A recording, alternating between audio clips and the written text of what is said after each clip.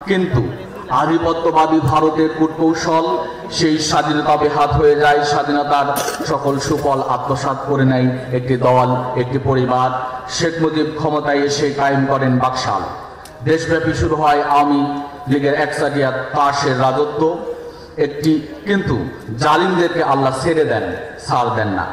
সেই সত্য আবারও প্রমাণিত হয় 1975 সালে 15 আগস্ট। স্বৈরাচার শেখ মুজিবের পতনের মধ্য দিয়ে মানুষ আরেকবার মুক্তির স্বাদ পায়। কিন্তু ততদিনে শিক্ষা, সংস্কৃতি, অর্থনীতি সবকিছুই ধ্বংসের দ্বার প্রান্তে। জোরপূর্বক নাস্তিকবাদী শিক্ষা চাপিয়ে দেওয়া হয়েছে, ইসলামের বিরুদ্ধে পাতা হয়েছে নানামুখী ষড়যন্ত্রের জাল। সর্বোপরি দেশের সর্বোচ্চ বিরাজ করছে অরাজকতা। এমনই এক সময় 1977 সালের 6 ফেব্রুয়ারি ঢাকা বিশ্ববিদ্যালয়ের কেন্দ্রীয় জামে মসজিদ থেকে যাত্রা শুরু করে প্রিয় সংগঠন বাংলাদেশ ইসলামী ছাত্র শিবির। ডিজাইন, এলিগেন্স, বিউটি, সেরা পণ্য সবার জন্য জেভিকো। প্রতিষ্ঠার পর থেকে অনেক চড়াই উতরায়ে পেরিয়ে রক্তবিচ্ছিল পথ মারিয়ে শত জুলুম নিপীড়ন উপেক্ষা করে আজ এখানে এসে দাঁড়িয়েছে শত শহীদের ত্যাগের দীপ্তিমান এই বিজয়ী কাফেলা। সংগ্রামী উপস্থিতি, বিগত আমলে বাংলাদেশ এক ভয়াবহ ফ্যাসিস্ট শাসনের গহ্বরে নিমজ্জিত হয়। এ সময় ৭১-এর চেতনার নামে যা কিছু করা হয়েছে তার সবই ছিল ক্ষমতাকে ব্যক্তিগত স্বার্থে ব্যবহারের ভয়াবহ প্রয়াস।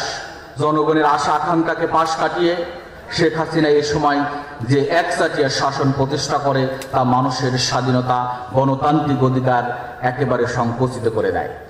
প্রশাসন, আইন শৃঙ্খলা রক্ষাকারী বাহিনী, বিচার ও নির্বাচন ব্যবস্থা সহ প্রতিটি সেক্টরে হাসিনা নিজের একচ্ছত্র নিয়ন্ত্রণ প্রতিষ্ঠা করে। এতে করে বাংলাদেশ রাষ্ট্রের প্রাতিষ্ঠানিক কাঠামো কার্যত ধ্বংস হয়ে যায়। একই সমান্তরালে বিরোধী দলের গুলোর নেতা কর্মীদের উপর চলে ঢালাও মিথ্যা মামলা, গ্রেফতার, নির্যাতন আর বিচারের নামে চলে প্রহসন। সবচেয়ে বেশি জুলুমের শিকার হয় বাংলাদেশ ইসলামী ছাত্র শিবির। সরকার সমর্থিত বাহিনীগুলো গুম, খুন, বিচার বহির্ভূত হত্যাকাণ্ডের মহা উৎসব কায়েম করে। 2010 সালে জাতীয় নেতৃবৃন্দকে বিচারিক হত্যাকাণ্ড মঞ্চায়িত করে হাসিনা সরকার নিজের মর্জিমাফিক আন্তর্জাতিক যুদ্ধ অপরাধ ট্রাইব্যুনাল গঠন করে। ভুয়া এবং মুখস্থ সাক্ষ্যের ভিত্তিতে সেখানে অসংখ্য বানোয়াট ও ভিত্তিহীন যুদ্ধ অপরাধের মামলা সাজানো হয়।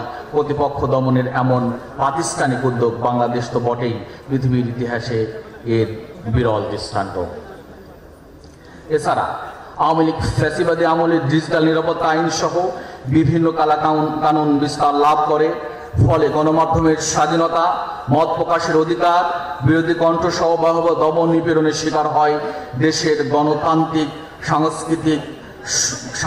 সংস্কৃতি সম্পূর্ণ নস্যাৎ হয়ে যায়। আওয়ামী জাহিলিয়াতের করাল গ্রাসে জনগণের ন্যূনতম গণতান্ত্রিক ও মৌলিক অধিকার বিপন্ন হয়ে পড়ে।